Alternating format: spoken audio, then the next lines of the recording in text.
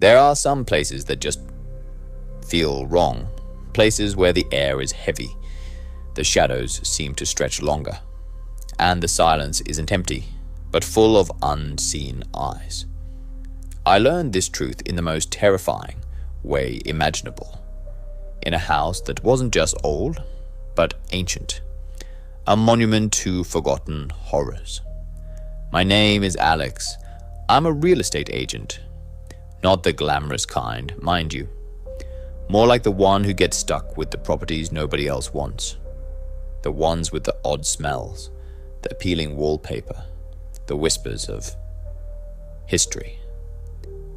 This particular listing was in the middle of nowhere, a sprawling Victorian manor perched on a hill, surrounded by a thick, whispering forest.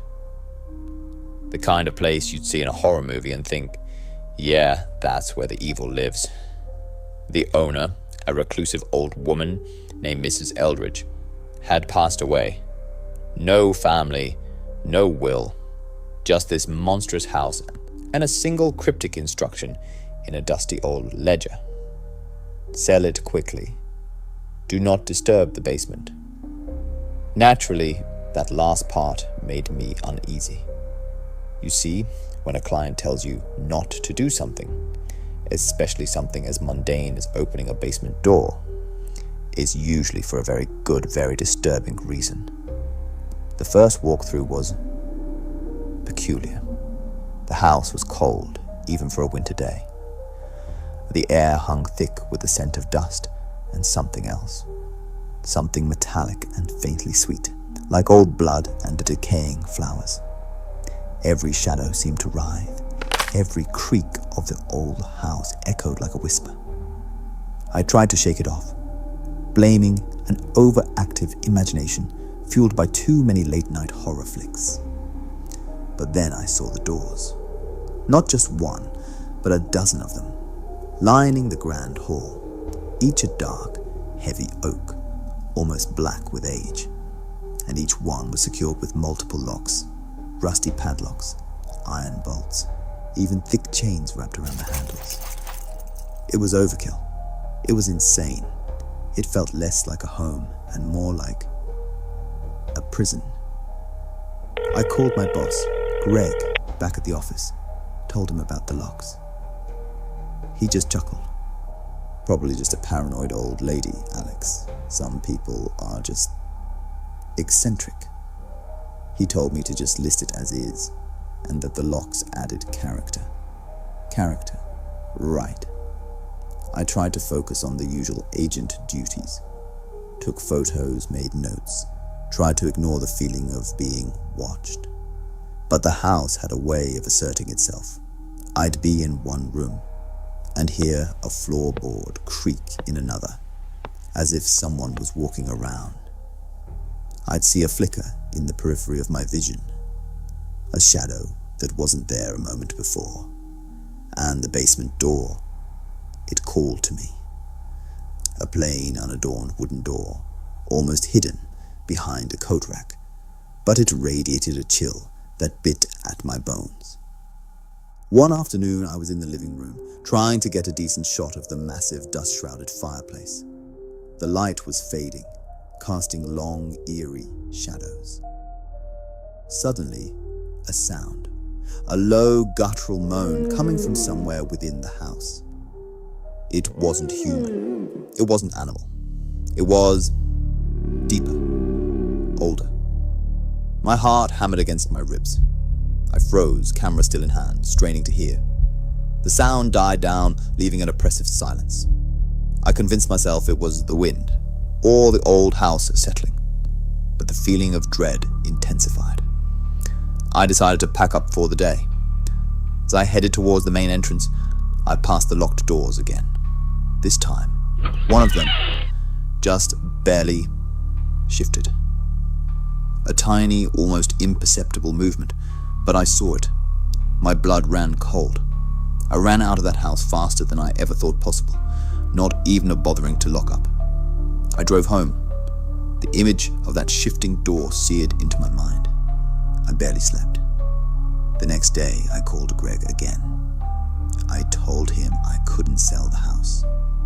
I told him it was haunted. He laughed, louder this time. Said I was letting my imagination get the better of me. Said if I didn't want the commission, he'd find someone else. I desperately needed the money, so I agreed to go back. The following day, I found myself back at the manor. The air even colder, the shadows even deeper. This time, I went straight for the basement door, the one Mrs. Eldridge had warned me about. It was a stupid, reckless decision, born of a desperate need to prove myself wrong, to rationalize the creeping terror.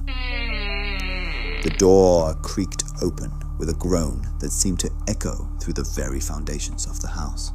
A wave of cold, stagnant air rushed out, carrying with it that sickening, metallic sweet smell, now overwhelmingly strong.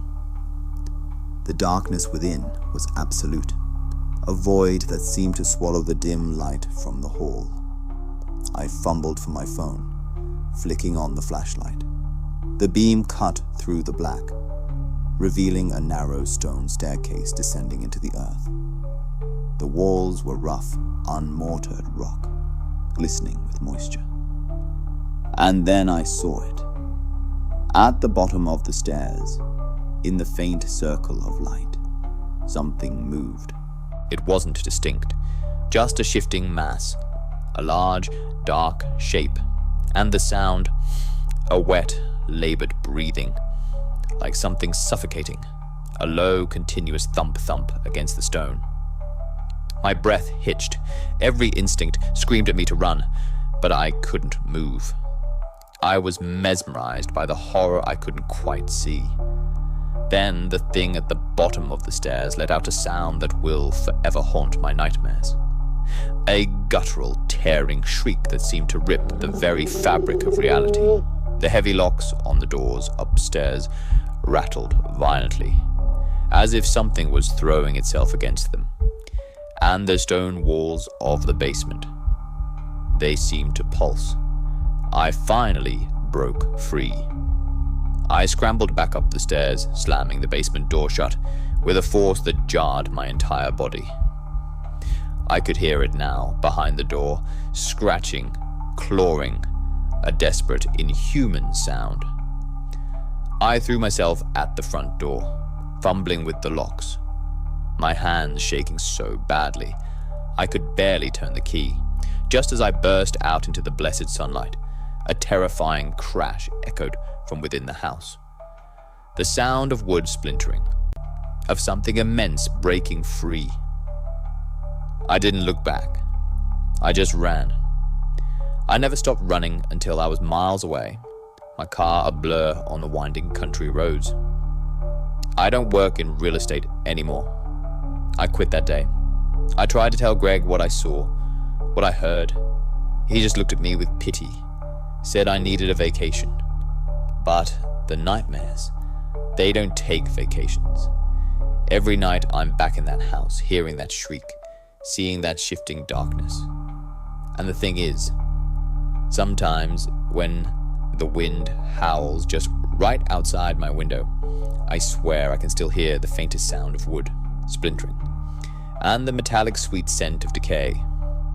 It seems to linger in the air, so next time you hear a story about an old abandoned house, maybe, just maybe, think twice before you open that door, because some secrets are buried for a reason, and some things are better left undisturbed.